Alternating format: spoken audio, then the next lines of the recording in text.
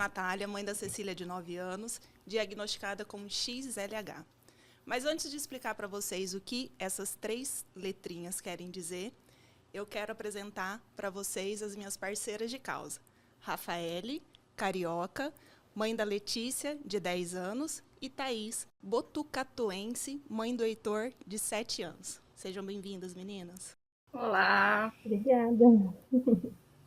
Bom, e o que nos liga é o XLH, essas 3 letrinhas, que é uma sigla para a doença crônica, hereditária, progressiva, de ordem genética, chamada raquitismo hipofosfatêmico ligado ao cromossomo X. Sim, exatamente. Né? Esse nome é enorme. Nome enorme que é bem reduzido nessas 3 letrinhas, né? Meninas, antes de darmos continuidade, gostaria que vocês se apresentassem para quem está nos acompanhando. Rafa? Olá, sou Rafaele, tenho 45 anos, sou mãe da linda Letícia, que é o que nos une aqui. A Letícia ela foi diagnosticada com 3 anos e meio com XLH. Nós começamos a perceber aqui em casa, eu e meu marido, Eduardo, que ela tinha algo de diferente em relação a algumas outras crianças antes de fazer 1 aninho. Né? A Letícia ela começou a engatinhar já com 11 meses e nós percebemos algumas diferenças, mesmo sabendo que os indivíduos são diferentes, mas existem marcos, né, na infância que a gente acaba percebendo uma diferença nesses marcos. Então, foi como a gente começou a investigação e com 3 anos e meio fechamos o diagnóstico para o raquitismo hipofosfatêmico ligado ao cromossomo X, o XLH. Thaís? Oi, gente, eu sou Thaís, tenho 36 anos, moro em Botucatu, interior de São Paulo. Sou servidora pública, estudante de psicologia, mãe do Heitor, que tem 7 anos e foi diagnosticado com XLH aos 4. E embora o início, né, da procura por um diagnóstico tenha sido aos 9 meses de idade, por conta de atrasos também no desenvolvimento neuropsicomotor. Obrigada, meninas. Bom, eu e a Rafa nos cruzamos em 2018, quando estávamos aí em busca de conhecimento e referências sobre o raquitismo. As nossas filhas foram diagnosticadas de maneira espontânea, ou seja, não tínhamos casos na família, então elas foram os primeiros casos e as buscas nas madrugadas, né, Rafa? A partir do momento, uma na outra, aí, um ponto de apoio e de referência, e principalmente de troca sobre a patologia, acabamos estreitando aí esse relacionamento e essa troca, principalmente, por ser algo muito novo e que, na época, a gente não conseguia buscar, né, muitas referências aqui em solo brasileiro. E as poucas que encontrávamos eram referências que nos assustavam muito, né, Rafa? Sim, era até bem distante da condição das meninas, né? Então, exato, era algo que assustava bastante e dava um prognóstico um pouco apreensivo, vamos dizer assim, né? Assustador, eu diria, né? E é justamente isso, né? Foi muito importante encontrar pares, né? Encontrar a Natália no meu caminho. E no meu caso foi bem no início do caminho, né? A Letícia ela foi diagnosticada justamente em 2018 e logo em seguida eu consegui encontrar a Natália. Então isso fez um diferencial nas nossas vidas.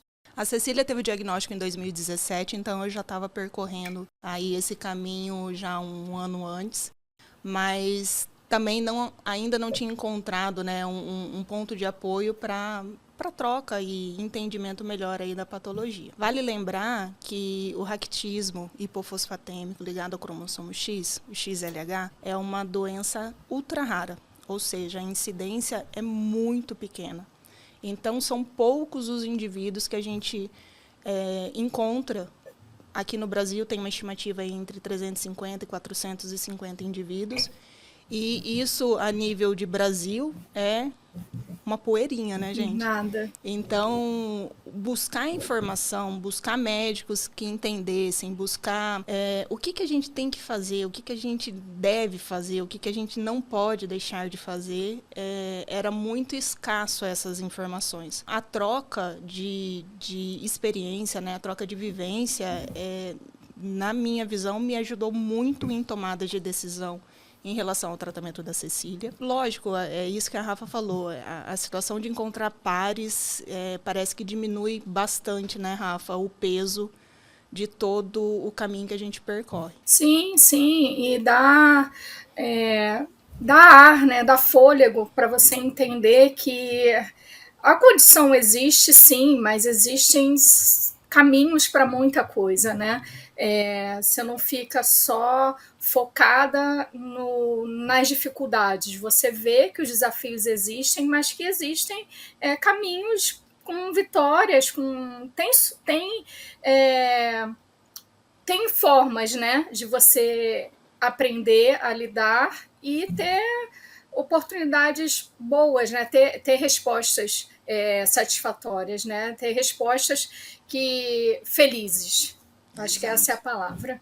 E aí, eu e a Rafa sempre tivemos uma visão muito clara do que a gente precisava fazer e que não era só uma coisa momentânea, né, Rafa? Era algo que seria para o resto da vida, até porque o raquitismo não tem cura ainda, ele tem tratamento, mas é uma doença ainda sem cura. E esses caminhos que nós percorríamos eram caminhos, hora ou outra, duros. Às vezes a gente tinha que dar várias voltas para chegar a um objetivo. E aí surgiu, em uma madrugada, porque eu e a Rafa conversávamos muito via WhatsApp nas madrugadas da vida, aí a Rafaele vem e me fala, vamos fundar uma associação? Rafaele mora no Rio, eu moro em Dourados, no Mato Grosso do Sul. Nessa estrada desde 2018. Pandemia, ainda tem esse detalhe que isso foi na pandemia. Nessa estrada, desde 2018, nos encontramos pessoalmente umas 3, 4 vezes. E aí, numa das madrugadas, ali em 2018, para 2019, ela fala, vamos fundar uma associação? Eu falei, Rafa, que isso? O que você está inventando moda? Não vamos, que a gente tem que ajudar outras pessoas que estão na nossa situação. A gente não vai resolver o problema, mas a gente vai, pelo menos, auxiliar, tá de mão dada ali para que passe por esses caminhos.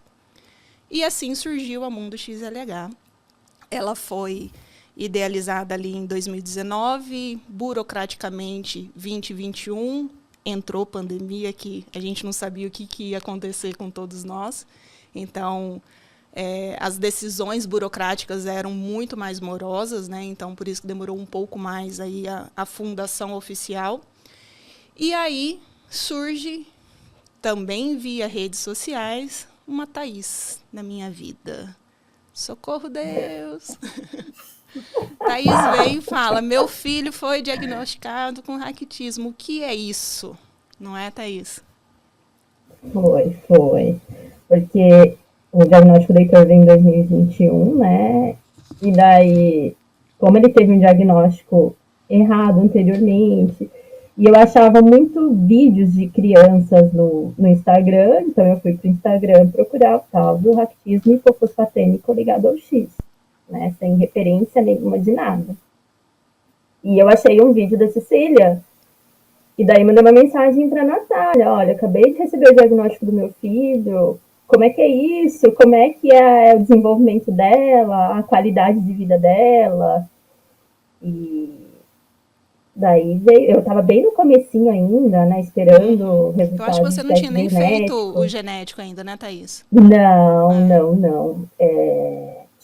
Já tinha os exames de sangue, de urina e possível diagnóstico, né? Isso. E estávamos aguardando o teste genético. E daí vem a Natália, não, porque você já tem que pedir para a médica tal coisa. Acelerando a mulher, vamos, acelera esse médico. Exatamente. É importante que quando eu recebi, né, recebemos o diagnóstico da Cecília, e a ausência de informação clara e a ausência de informação, diria até confiável, né?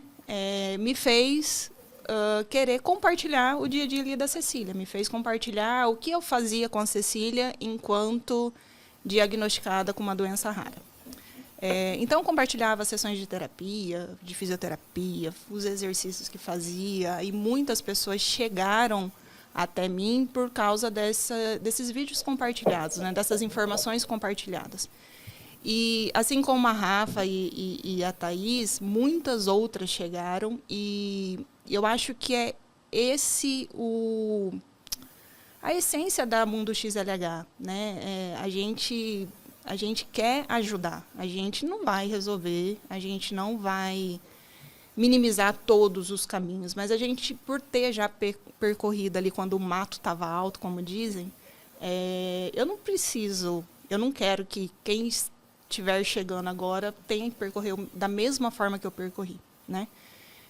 Então, eu sempre compartilho a rotina da Cecília em relação ao diagnóstico, em relação ao tratamento, em relação à tomada de decisão que eu faço em prol da qualidade de vida, porque, além do XLH, o que nos une também é a busca dessa qualidade de vida para as crianças. A gente não vai conseguir resolver, mas a gente sabe que alguns caminhos percorridos vão dar muita qualidade de vida para elas, e assim elas conseguem ser crianças como precisam ser, né? Então, a Thaís surgiu ali em 2021, né? A associação tinha acabado de ser oficialmente fundada, saída do papel, e aí a Rafa falou: Natália, a gente está tomando uma proporção que, cara, a gente precisa de ajuda, a gente precisa de braço, a gente precisa, né, de apoio. E a Thaís sempre se colocou muito à disposição, sempre perguntava no que ela conseguiria ajudar.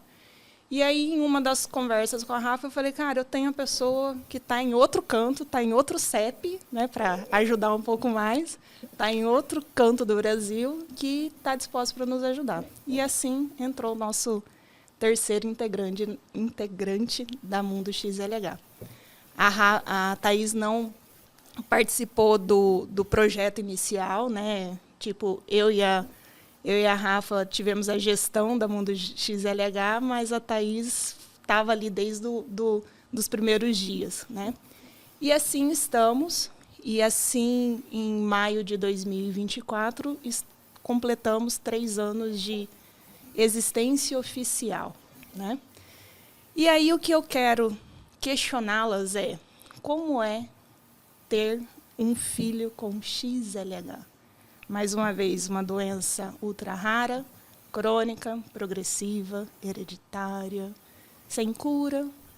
Todas essas características, digamos assim, da patologia, assusta ou não assusta? Como que é o nosso dia a dia? Vamos lá, Rafa? Bom, até estendendo, de repente, um pouquinho a pergunta, não especificamente o XLH, né? Tentar ter uma visão mais ampla, assim. O que eu vivo, né, ainda, claro, eu vou viver o resto da minha vida, são caminhos, assim, que são muito desconhecidos, sim.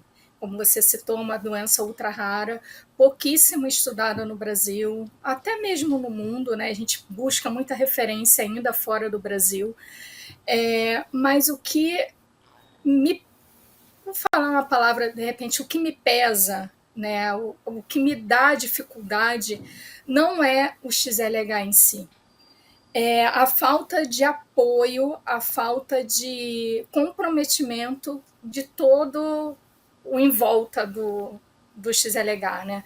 Assim, o que me pesa não é a Letícia ter uma doença crônica, progressiva, que o prognóstico é uma caixinha de surpresa, o próprio tratamento é uma montanha-russa, né? A gente não sabe nunca quando que vai dar uma amenizada, uma acalmada, mas o que me pesa é saber que eu vou ter que acordar e brigar com o plano de saúde, por uma terapia que ela tem direito, brigar com o SUS por uma medicação que ela tem direito, brigar com o emprego por eu ter que faltar para uma consulta, que eu tenho o direito de acompanhar minha filha numa consulta.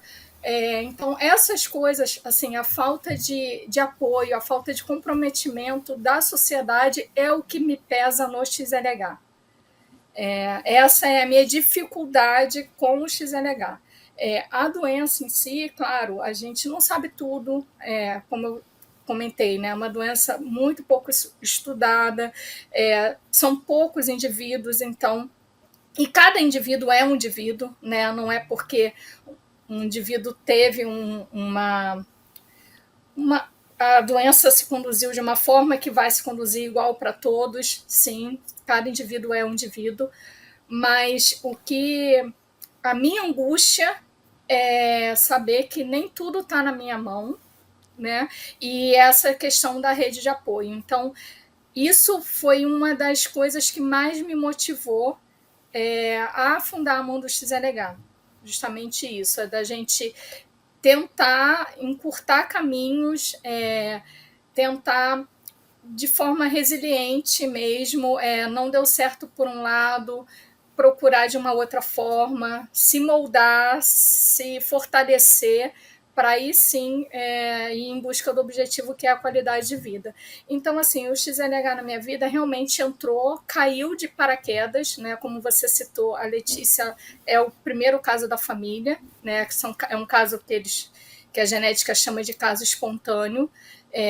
Apesar de ser o caso espontâneo, agora a doença realmente entrou para a família. Pode ser que os filhos da Letícia, se ela optar por ter filhos, venham também ter a doença, né? Então, é algo que entrou para a família e a gente tem que viver e viver feliz com a condição que nós temos, né?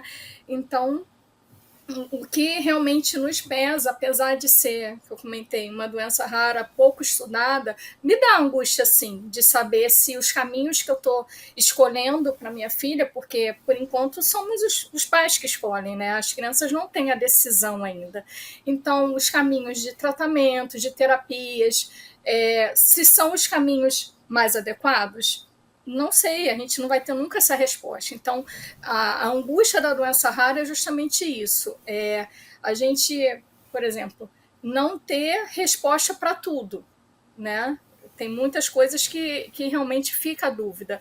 Mas o peso da doença rara é fora da doença. É a rede de apoio que não existe, né? Assim, você não tem... Por exemplo... Vou dar um exemplo. A Letícia estuda numa escola que tem políticas afirmativas, tem política de cotas para pessoas com deficiência, para várias comunidades, né? Assim, e não adianta ter a política afirmativa, né? Você tem que ter o apoio, tem que ter a execução da política, né? Então é isso que a gente vê na sociedade. Assim, existem várias leis, existem vários protocolos, mas a execução deles, a materialização deles é que não existe. Então, esse é o peso do XLH, vamos dizer assim, na minha vida, né? Não é a doença, e sim toda a rede de apoio que a gente precisa construir, e esse é um dos objetivos da Mundo XLH, essa construção em conjunto com toda a sociedade. Não é só a sociedade médica, é toda a sociedade. A parte burocrática que nos pesam mais, né, Rafa? Esse apoio burocrático, a falta desse apoio burocrático, que é o que dificulta muito os caminhos e faz com que a gente tenha que demandar uma energia que, analisando o que está escrito na teoria, não precisaria, né? Não precisaria, por ser direito, então. Né? Por ser direito deles, ser direito nosso. Mas, de fato, isso não acontece. E, assim, o que eu acho que... 2 pontos que você citou aí na sua fala, Rafa, que eu acho que vale muito a pena a gente reforçar. Primeiro, o XLH, ele não desenvolve da mesma forma em todos os indivíduos. Então, um exemplo muito claro são dos nossos 3 filhos. A Cecília passou por uma cirurgia de correção muito nova, a Letícia passou já com uma idade um pouco mais avançada pela mesma cirurgia, e o Heitor ainda nem passou e talvez nem precise passar. Então, o individualismo, né, do XLH é muito importante. E aí é muito o que a gente está colocando aqui. A gente não está trazendo... A gente não tem o direito e nem o poder de fala de trazer a informação técnica. A gente está aqui na informação de cuidadores dos nossos filhos, de vivência, de pacientes. né?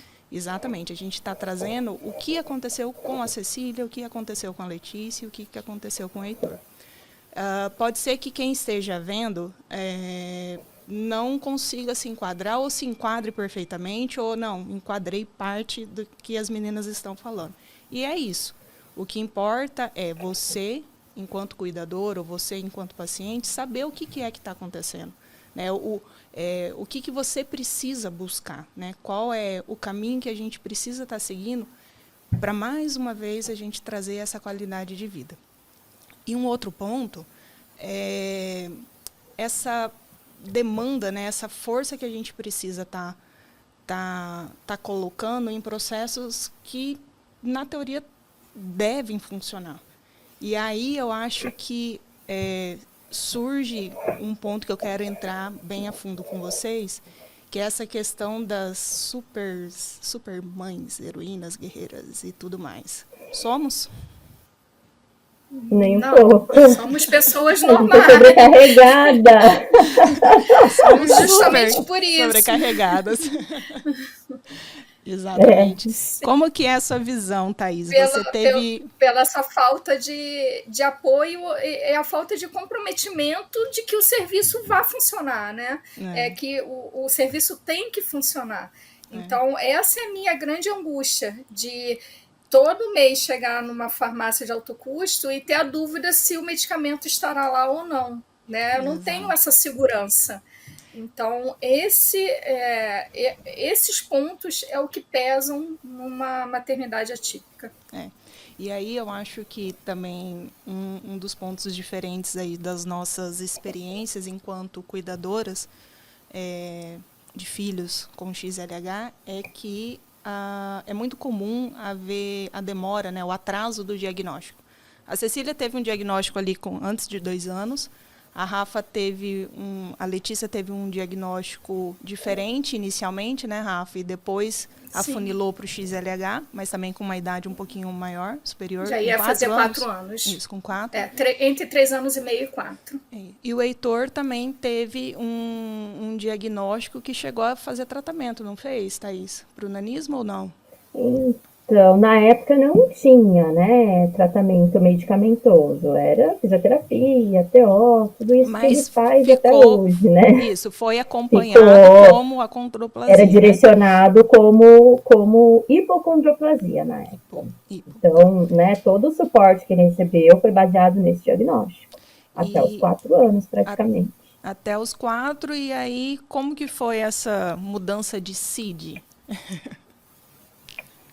Olha, por que você, o que aconteceu que você achava que não era o que você tinha ali, e por que continuar buscando? Conta pra gente como foi essa experiência, porque é um ponto que a gente, em trocas com outras famílias, outros pacientes, isso também é muito comum. O atraso, né, do diagnóstico e o diagnóstico feito de maneira muito equivocada.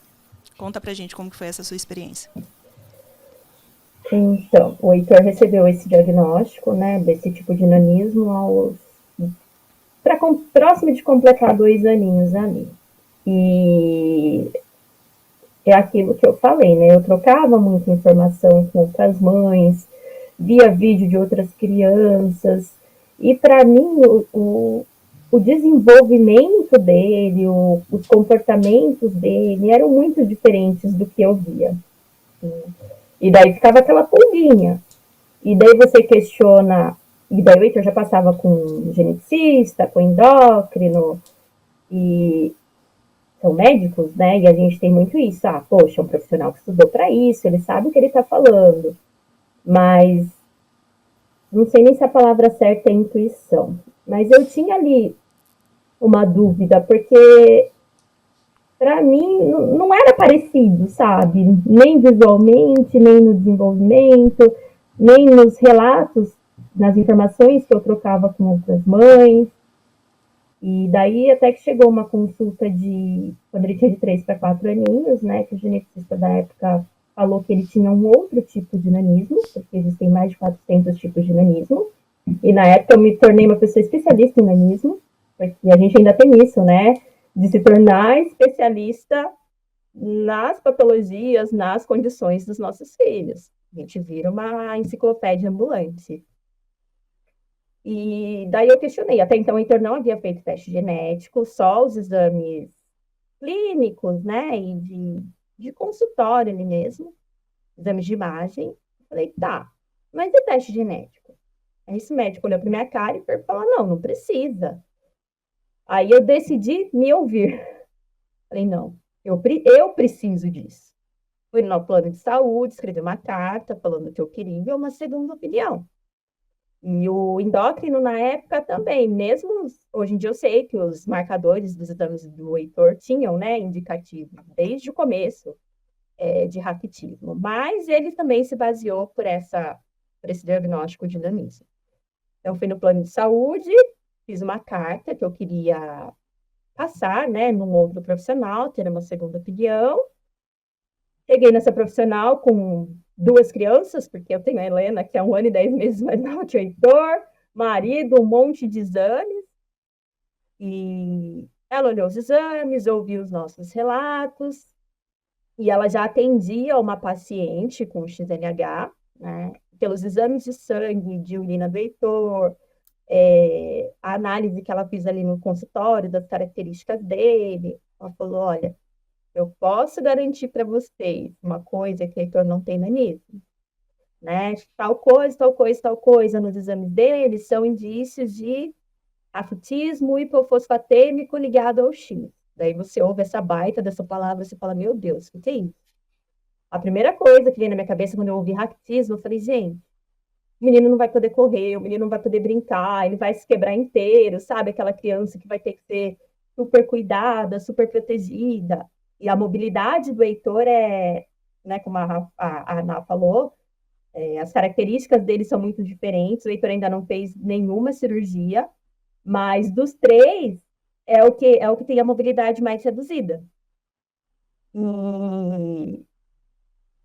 E é isso, né? Daí, quando eu soube e possivelmente ele tinha uma outra patologia genética, e que diferente do nanismo, que na época não tinha tratamento, mas para o XLH tinha, abriu um buraco assim na minha frente, sabe? De desespero, de raiva, de revolta, porque eu falei, gente, eu sempre fui atrás, eu nunca fui uma mãe negligente, muito pelo contrário, e como é que pode meu filho ter perdido praticamente 3 anos aí, né, de qualidade de vida? Porque a época que a gente chegou nessa geneticista foi a época que o Heitor estava começando a reclamar de dor, né, se privando de brincar, se privando de andar, pandemia, então ele ficava em casa comigo, então eu ficava com a minha sogra, de falar que ele queria dar uma volta na rua. Então, para mim, naquele momento, isso não cabia. Foi muito difícil brincar com outras crianças pelo cansaço, pela dor. Então, eu confesso que eu tive uma crise bem... Inclusive, nessa época, eu comecei a tomar antidepressivo e fazer acompanhamento psicológico. Porque, para mim, não era um negócio aceitável. Não a patologia, mas o fato dele ser assistido desde muito novo por profissionais de saúde e não ter tido direito ao tratamento. Exatamente. Porque na época, para o nanismo era só fisioterapia, né? O que ele já fazia. Mas para o XLH tinha uma questão medicamentosa, né? Que ia ajudar nessa questão de dor, de mobilidade. Para mim, naquele momento, isso não cabia. Foi muito difícil de eu processar isso. A gente se culpa, né, Thaís? A gente se culpa por Sim. falha dos outros, no sentido de por que que eu não encontrei, né, um profissional qualificado. Exatamente. Por Eu que que fiz e não foi suficiente. Exato, exato.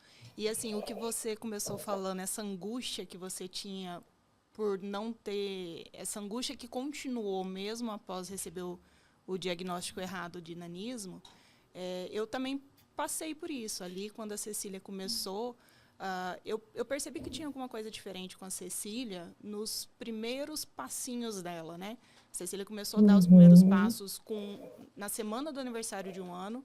Então, gestação, tudo dentro do que precisava acontecer. O primeiro ano desenvolveu, eu acompanhava os saltos de crescimento e a Cecília era assim, era reloginho. Quando o negócio tinha mudança ali de salto, a gente percebia essa mudança na Cecília. Engatinhou, sentou, mobilidade ali, né, inicial, tudo atingiu perfeitamente, que nada chamou atenção.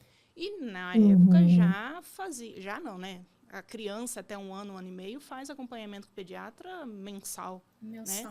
E o que a Thaís coloca aqui, que nos exames iniciais que o geneticista novo do Heitor pegou e olhou de anos atrás, já tinha um indicativo. Então, é um exame de sangue que a gente consegue nortear para o diagnóstico do raquitismo. Tudo bem, fazer uma coleta para um exame de urina numa criança muito pequena é moroso, mas um exame de sangue é uma picadinha, que é difícil também, mas é uma picadinha que direciona muito bem. E a Cecília, na semana do aniversário de 1 ano, começou a ficar em pé e deu ali os primeiros passos, e foi aquela alegria, né? Família, Cecília é a primeira neta da minha mãe, né? Da minha família, então, minha mãe em cima, super feliz, minha irmã, tal, os preparativos do aniversário do primeiro ano, aquelas coisas todas. E os primeiros passos, só que os primeiros passos já começaram de uma forma muito diferente, né? E eu falo que começaram de uma forma muito diferente porque eu conseguia comparar, não é o termo correto, mas a gente acaba fazendo a comparação com outras crianças da mesma idade, visto que a Cecília ficava numa escolinha, né? Ficava numa creche em período integral. Então, quando eu ia buscar a Cecília na escola, a Cecília vinha andando, o coleguinha da mesma idade andava de um jeito diferente. Ela não conseguia para ter o equilíbrio, para dar a passada, ela jogava o corpinho de um lado para o outro, que é uma característica muito forte nos pacientes de XLH. E aí, na primeira consulta ali, depois que eu identifiquei isso com a pediatra, consulta com a pediatra, comentei, ela falou, não, isso é fralda que ela usa, é assim mesmo, está aprendendo a andar e tal. Mas eu sempre continuei com essa angústia. Tanto é que eu comecei a via sacra de diagnóstico ali com 1 ano e 3, 1 ano e 4 meses, mais ou menos, que a gente começou a sair de Campo Grande, que é onde morávamos, para ir para fora do estado em busca de médico, visto que os médicos de Campo Grande não conseguiam falavam que eu tive um médico não vou, lógico, citar nomes, mas um ortopedista muito renomado aqui da nossa região que falou que eu estava procurando doença na minha filha. Né? Que se continuasse daquele jeito, com 7, 8 anos, era para voltar lá com ele, que ele resolvia numa cirurgia.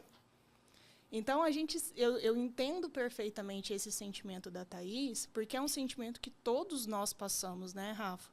É um sentimento, assim, quando a gente tem a troca com essas famílias que estão chegando, ou com famílias já com diagnóstico de muitos anos, tem muito isso. A gente a gente recebe muito cheque de que o que a gente está vendo no dia a dia não é o que o médico vê numa consulta de meia hora, 40 minutos, 1 hora. Né? É muito invalidado, né? Exatamente. Então, esse é um ponto muito importante que eu acho que vale a pena a gente estar comentando aqui com todos que estão nos assistindo, é que o que a gente vivencia com os nossos filhos durante as 24 horas do dia, os médicos não conseguem saber numa consulta de meia hora, 40 minutos, 1 hora. Né? Ainda mais sobre uma doença rara, né, Nath? Exatamente. Aí entra né? também, não é né, Rafa? Não é uma aí diabetes, não é uma exato, hipertensão em criança que vai chamar logo a atenção, né? isso. E entra muito na situação de muitos dos médicos que vamos, a gente é PhD no assunto, né? Que o médico nunca Sim. escutou sobre a doença. A gente é especialista, a gente é graduada, pós-graduada, mestre e tudo mais. Então, eu acho que uma dica, quando a gente tem essa troca com mães, né, com 99% são mães que estão à frente, né? Quando a gente tem essa troca com os cuidadores, perguntam, né, como que foi? Cara, eu continuei insistindo. Eu continuei falando que tinha alguma coisa errada. Eu continuei. E até hoje, em algumas consultas, que aí a gente acaba formando uma equipe multidisciplinar que acompanha os nossos filhos e passam por anos, né? Então a gente acaba tendo uma intimidade muito boa, muito boa com os médicos, que chega ao ponto da gente poder discutir sobre a situação, discutir no sentido bom da palavra, né? De ter essa troca com os Sim. médicos da vivência que a gente tem versus o que ele está falando, que acontece. Então, não desistam de falar, né, gente? Não fiquem com receio, porque, eu Sim. nunca estudei, eu não tenho isso, eu não... Cara, mas você, Porque você você é não o vai falar mais tecnicamente, especialista. você vai falar da Exatamente. vivência, né? De como do comportamento do indivíduo, né? Você não vai falar que Sim. a gente não chega no consultório e vai falar o fósforo está baixo. Claro que não. Exato. Eu vou falar que ela não está conseguindo subir numa escadinha de, Uhum. de brinquedo da mesma forma que as outras crianças, que ela chora, que Reclama de sente dor dor, na que reclama de perna. dor, Cansa, né? exatamente, da vivência, da condição da criança, né? O lado Uhum. técnico, o lado vai ser realmente os médicos, mas eu também passei por isso, assim, de ser chamada de louca, de trocar de pediatra 4 vezes em 3 anos, mas Uhum. por conta dessa angústia, dessa insistência, que muitos diziam exatamente o que a Natália ouviu, o que a Thaís ouviu e o que Muitos vão inúmeras ouvir ainda, pessoas que né, a gente Rafa? conversa, Bom. exatamente, e muitos ainda vão ouvir que a gente está procurando doença, que nós somos loucas. Cheguei a ouvir assim, porque você só tem uma filha, se você tivesse 2, 3, você não teria tempo de olhar para o caminhar dela. Então, quer dizer, como que uma mãe não vai perceber o caminhar de uma criança? Só porque Teria, tem um ou dois. teria. Só porque tem 2, 3, né? Então, é bem louco, e isso é um dos pilares, né? Um dos motivos de eu ter convidado a Nath para fundar a associação é justamente isso, né? Da gente não divulgar, não é fazer propaganda da doença, mas de disseminar o conhecimento da vivência, porque muitos chegaram até nós por conta das vivências. Aí eu entro E com essa uma... questão de encorajamento também às famílias, né? Eu também Isso. troquei, que nem o Heitor depois disso trocou de geneticista, trocou de endócrino, e desse endócrino que acompanha ele desde o diagnóstico de TZLH, porque eu não tive sanidade para voltar ao antigo com diagnóstico novo, né? Eu não sei o que eu ia fazer. Na Mas de cara dele, falar, esfregar o então, diagnóstico na cara dele. nossa, Eu acho que você devia o fazer mínimo, falar, isso. viu, você tem que jogar seu CRM no Rasgar o lixo, mas seu enfim, diploma, meu amigo. né? Falar, eu converso muito com o endócrino novo, porque é isso que a Ana falou, a gente acaba, né, conseguindo ter mais abertura, até porque a gente se sente segura, porque foi por uma insistência nossa, né? Então a gente também tem que se empoderar nesse sentido de, ó, se não fosse por mim, né, a gente precisa se escutar mais, se respeitar mais, tá? O médico estudou, ele tem o diploma, mas é o que a Natália falou, eu convivo 24 horas com meu filho. Eu estou percebendo ali, junto com os pares, o que ele é capaz de fazer, o que ele está fazendo de forma diferente, o que ele não faz. E é muito nesse sentido de que, como diz a Ana, a maioria das são mães, né? Levem em consideração o que elas estão sentindo, o que elas estão falando, que elas não se invalidem assim como a sociedade as invalida, né? Exatamente. E toda essa, todos esses pontos, né, somado, somados, caem muito na busca dessa qualidade de vida para o paciente, né? A Cecília, aqui dos nossos 3 filhos, a Cecília iniciou ali consultas com acompanhamento com fisioterapia com menos de 1 ano e meio por causa dessa jogada que ela tinha no caminhar. E isso foi porque eu bati no peito. Eu não tinha, tanto é que na primeira consulta com o fisioterapeuta, ele falou, tá, mas por que você está aqui? Não, mas é que eu tô vendo que tá assim, mas tá, quem é o médico que te direcionou para vir fazer? Não tem médico, é a mãe. Tem como? Ah, mas então é isso, gente. A gente é mãe, a gente conhece, a gente tá junto, a gente percebe o diferente. Essa fala da Thaís do comparar os pares, a gente percebe quando tá faltando alguma coisa ou quando tá alguma coisa em excesso. Então, não se invalidem, busquem muito essa segurança interna. A gente fala que mãe tem um sentido a mais, e eu acho que o sentido a mais é isso daí. Porque se a gente tivesse parado no primeiro não, como que estariam hoje os 3, né? Como que seriam? Será, seria o fim do mundo? Não, mas é um tempo perdido que eu não consigo trazer de volta. É um tempo perdido, é a fala da Thaís, os 2 anos, 3 anos que o Heitor ficou diagnosticado por uma outra patologia que não tinha tratamento e só um acompanhamento, ele pode ter diminuído a chance de alcançar algo que quem teve um diagnóstico mais precoce, né? Então, a busca um dos objetivos, né, dos motivos da Mundo XLH ter realmente saído do papel foi essa vivência que a gente queria facilitar para os novos, né, pacientes, as novas famílias, e principalmente a conscientização, que é o que está nos trazendo aqui hoje nessa gravação. A gente está aqui para conscientizar. A gente, enquanto mãe, a gente está trazendo a nossa vivência com os nossos filhos e a gente quer levar a informação do raquitismo, do XLH, para o Brasil afora. Porque quanto mais pessoas souberem, mais pacientes podem ser diagnosticados de maneira correta. E digo mais, a gente está aqui também, o papel da Mundo XLH não é só conscientizar a sociedade civil, mas sim também a classe médica. Porque tem muitos médicos que estão saindo de faculdade que nunca escutaram sobre doenças raras. E aí eu não falo nem só sobre raquitismo, nem só sobre o XLH, mas sim a gente precisa levantar a nossa bandeira. A gente hoje é militante por amor à causa, por amor à busca de uma qualidade de vida, não só para os nossos filhos, mas sim para a comunidade ao todo, a comunidade XLH ao todo. Mas a gente precisa levar a informação. E uma maneira muito clara é mostrar como a gente conduz com os nossos, para mostrar que é difícil. Tem dias que é penoso, porque a gente sabe que vai ter a briga com o juiz, vai ter a frustração de chegar numa farmácia e não ter a medicação, ou a frustração de o juiz falar, não, o dinheiro que eu vou colocar aí para atender teu filho, eu posso atender outros filhos, né? E a gente fica nessa invalidade, a gente fica nessa frustração da condução burocrática do negócio.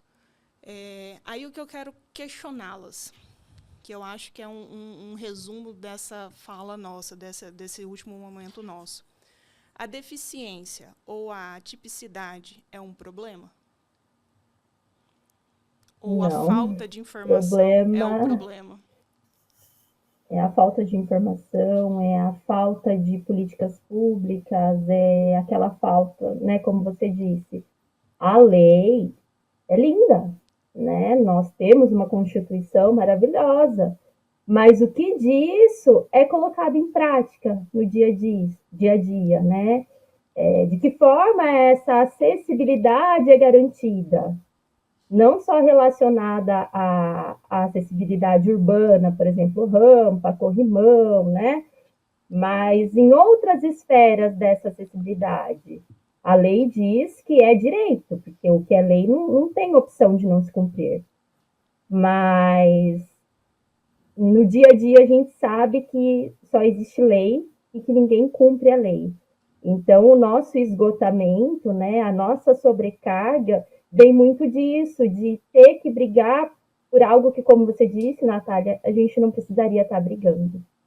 Né? Não é a deficiência que é o problema, é a questão de política pública, é a questão da nossa convivência em sociedade, porque, infelizmente, é aquilo, né? Só sabe e só se importa quem tem ou quem tem um parente próximo ou quem vive próximo.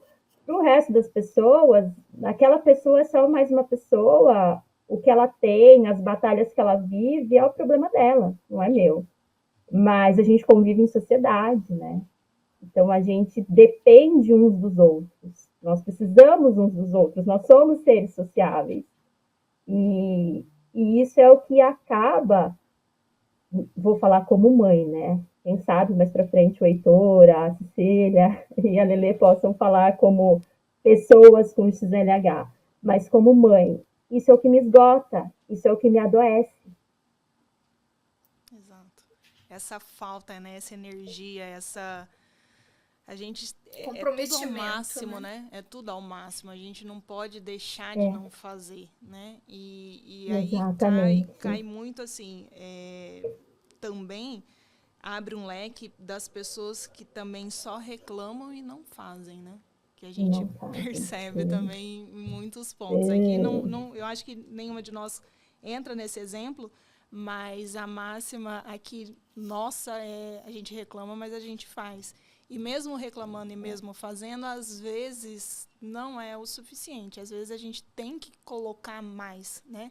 A gente tem que colocar uma energia extra, a gente tem que ter uma briga extra, tem que ser mais enérgica ali na troca com o advogado, para que o advogado nos represente de uma maneira correta, né? Do que a gente precisa fazer, porque uma interrupção do tratamento, um atraso de entrega, e aí envolve, às vezes, quem está à frente dessa parte burocrática não tem esse olhar que a gente tem daqui.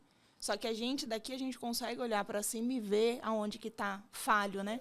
Então, eu discordo só em um ponto da tua fala, Thaís.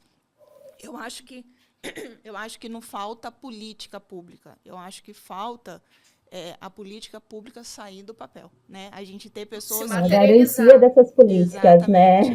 A política pública, exatamente, sair do papel e, de fato, a gente não ter que levantar uma bandeira para a escola entender que o nosso filho tem uma deficiência e que é direito dele alguma adaptação ali em banheiro, em carteira, em mesa, enfim. Esse esgotamento que é o que nós três temos em comum. Tem hora que é super de boa, tem hora que é tranquilo, que a gente passa, mas tem hora que frustra muito, tem hora que puxa a gente num tom para baixo que é muito difícil. E se a gente não tivesse essa oportunidade de ter pessoas que vivenciam o mesmo, eu acho que seria insuportável viver dessa forma. Então, eu também concordo que o XLH, na minha vida, não é nenhum tipo de problema. Aliás, hoje, com a Cecília tendo tratamento, né, tá desenvolvendo muito bem, às vezes eu até esqueço do XLH, se é que a gente pode falar, e lembro, aí me vem a criança de 9 anos de que não come na hora que tem que comer, que não come certo, que não vai dormir, que não toma banho, que problema na escola, que não quer estudar aqui, enfim. Mas essa vivência, essa troca de experiência que é essencial para que a gente, nas posições que estamos ocupando hoje, não fiquemos pelo caminho, né? Então, uma ajudar a outra, um ajudar o outro, mesmo estando cada um em uma cidade diferente, é necessário essa troca, é necessário esse apoio. E eu acho que, finalizando, a gente está aqui para mostrar que o caminho no mundo do XLH é difícil, tem umas pedras ali pelo caminho, mas não é Muita impossível. coisa desconhecida ainda, né, Nath? Muita coisa desconhecida. Muita coisa que a gente não a fala da Rafa no sentido de que hoje a gente toma decisões para as crianças sem saber como será lá na frente, isso é válido e é uma angústia que a gente guarda, que a gente vai saber daqui a uns 10, 15, 20 anos se foi uma decisão assertiva ou não tão assertiva. Mas dentro do cenário que a gente estava na época, era o que a gente precisava tomar. Era o caminho mais iluminado que tínhamos para seguir. Mas é isso. Eu acho que a deficiência também não é um problema. Eu vejo muito essa questão da falta da informação. E isso vem atrelado. Hoje as crianças estão começando a perceber esse mundo fora, né?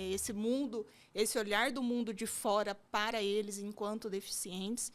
Então, aí começam a surgir pontos que talvez a gente ainda não esteja tão preparado para conduzir.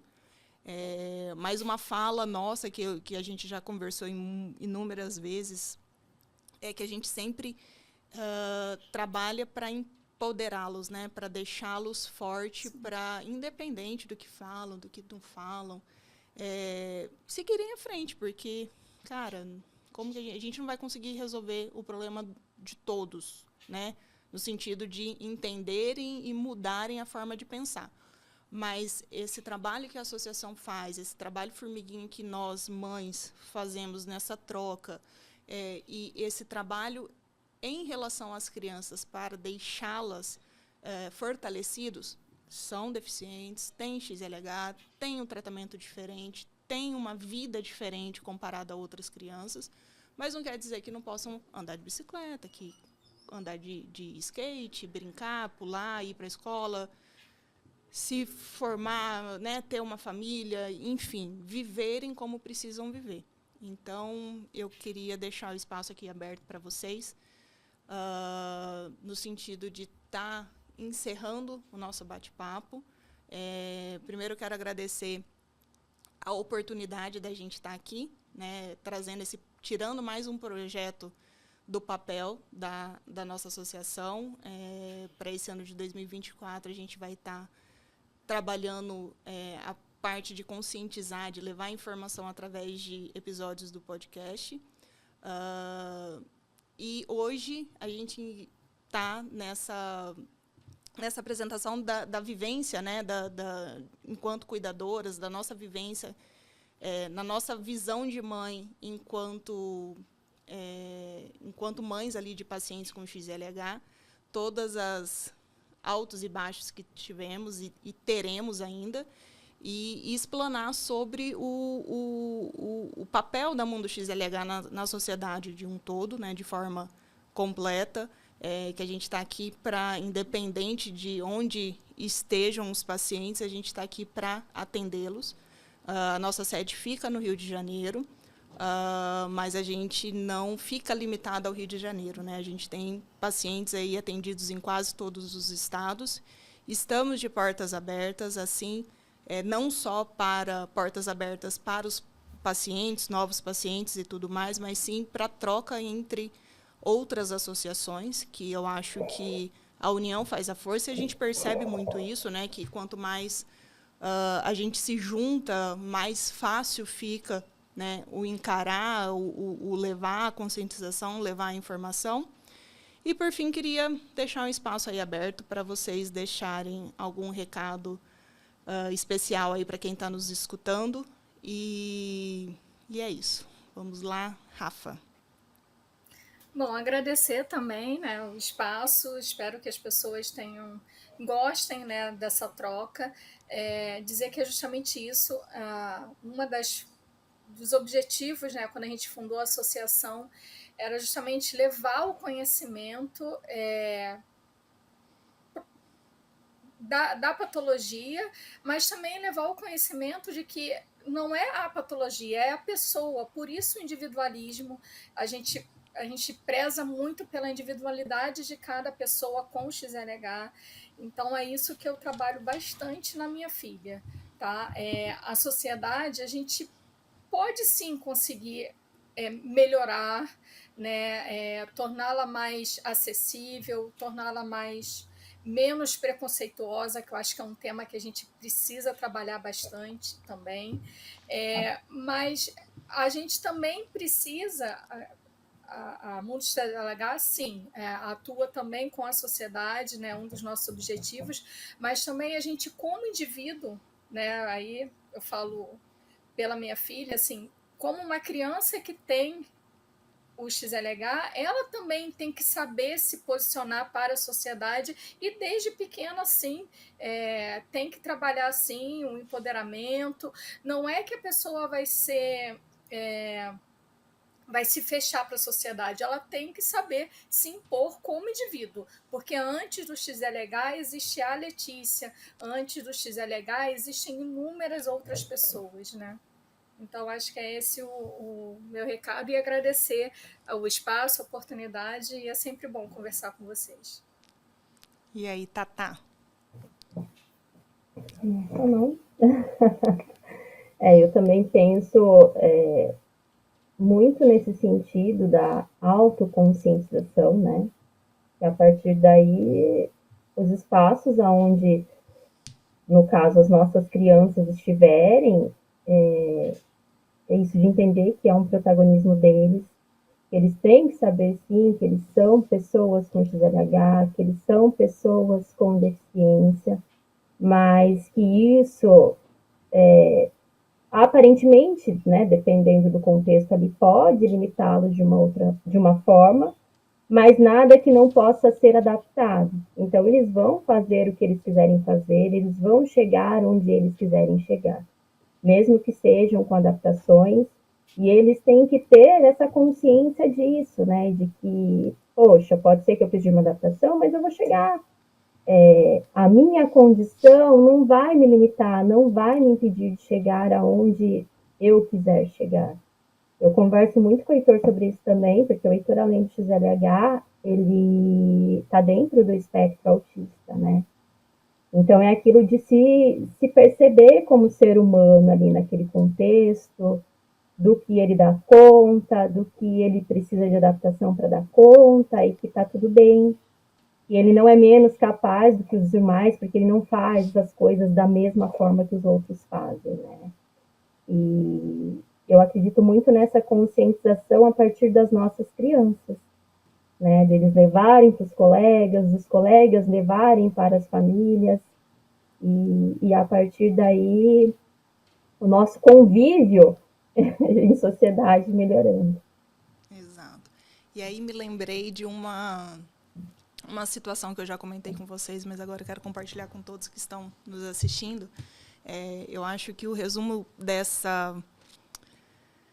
do levar informação e deixá-los empoderados e deixar a sociedade, de modo geral, consciente em relação ao nosso caso aqui, ao XLH, para evitar esse tipo de fala que eu escutei da Cecília. A Cecília fez a primeira cirurgia dela ali com 3 anos e meio para 4 anos, que foi uma cirurgia para colocar umas plaquinhas para minimizar a deformidade das pernas, né? Conforme ela fosse crescendo, a perna não ia arqueando mais do que já estava. E nessa época, pós-cirurgia, ela já tinha uma atividade bem intensa de fisioterapia. A gente tinha aí 3 vezes na semana sessões de fisioterapia e íamos às 7 horas da manhã. E era no inverno, e aqui em Dourados, quando faz frio, faz muito frio. E 7 horas da manhã, com gorro, com coberta, com casaco, e, enfim, indo para a fisioterapia. E no caminho, ela, sentada na cadeirinha no banco de trás do carro, olha para mim e fala: mamãe, liga para o Dr. Mauro. O Dr. Mauro é o ortopedista cirurgião que fez a cirurgia dela, lá de São Paulo. Liga para o Dr. Mauro. Eu falei: mas Cecília, o Dr. Mauro, 7 horas da manhã, ele está dormindo ainda, está muito frio, o que você quer falar com ele? Eu quero que você ligue para ele cortar minhas pernas. Falei: cara, dirigindo num frio, 7 horas da manhã, você ainda está naquela hora do dia que você ainda não está 100%, né, para respostas rápidas, principalmente diante de perguntas dessa, de uma criança muito pequena que não tem noção né, do peso do que ela está falando. Eu falei para ela, mas por quê? Que você quer cortar as suas pernas, filha? Né? Não, mas porque se eu cortar, eu não vou ter mais o XLH. Por quê?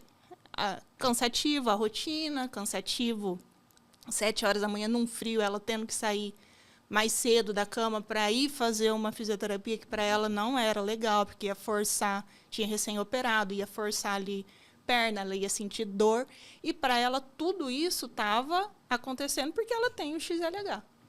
Então, a partir daquele momento, eu percebi que eu precisava trabalhar muito bem a Cecília em relação ao XLH. Né? Essa informação tinha que não só acontecer da porta para fora, mas sim do coração dela para dentro, principalmente, para ela entender que ela não era um negócio deixado, né, que ela, tipo, isso era um problema na vida dela. E isso me marcou muito, que eu me segurei para não chorar, porque eu não podia abaixar a guarda ali para ela, eu não queria abaixar a guarda ali para ela.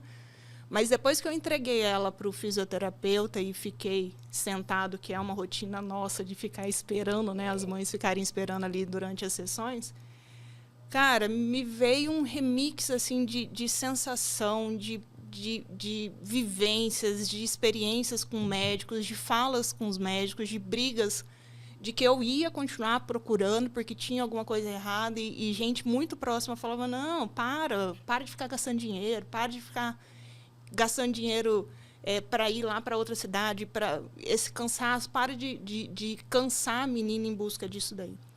Então, eu acho que esse sentimento que a gente precisa trabalhar muito bem neles, de que a fala da Rafa é uma fala que a gente sempre usa, que o diagnóstico não limita ninguém. A gente vem antes do diagnóstico, a gente vem antes do XLH. O XLH nasceu com eles, mas não quer dizer que eles precisam ficar limitados ao XLH. Eles são Cecília, Heitor, Letícia, Serena, Guilherme e inúmeros outros pacientes que a gente tem aí mundo afora. Então, o nosso papel vai continuar. A gente está recém, mesmo estando aí com 10, 9 e 7 anos, a gente está recém nessa luta e tem uma vida longa pela frente. E o que eu peço é que a gente continue com essa energia, com essa força e que, principalmente, a gente... que as pessoas que, diferente de nós, não tenham pessoas para compartilhar, que estamos à disposição.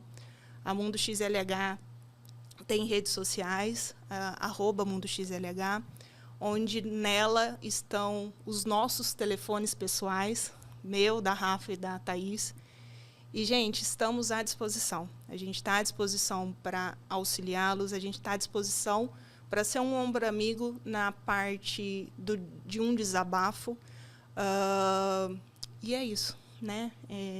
A gente está aqui para ficar forte pelos nossos filhos, a gente está aqui para deixá-los fortes para enfrentar essa sociedade que não é fácil, não tão bonita como é no papel, e pedir para que quem tem o poder na mão de fato executar, que essas políticas públicas de fato saiam do papel, né? Que a gente entenda onde precisa, né? Exato, que a gente entenda que isso é uma necessidade, que isso não é um mimimi, né? Que isso não é ai, hoje tudo. Não, gente, não é hoje tudo.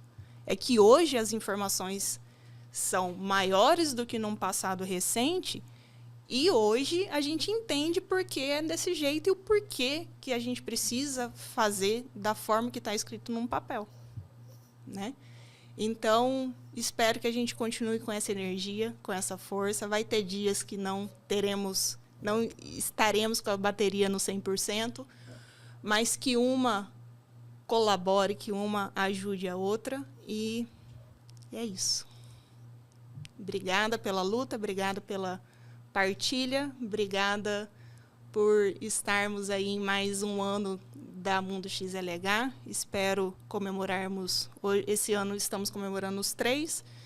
Espero estarmos juntos para comemorarmos os de 30 anos. Que tal? Sim. Daí vão ser as crianças que não serão mais crianças, Por né? favor, Aí né? vai ser com Por eles. favor. E a gente vai estar já A gente aposentado, passa não a é? bola. Beijo, meninas. Foi um prazer imenso. Beijo. E vamos juntas. Obrigada. Tchau. Vamos seguir. Até mais, gente.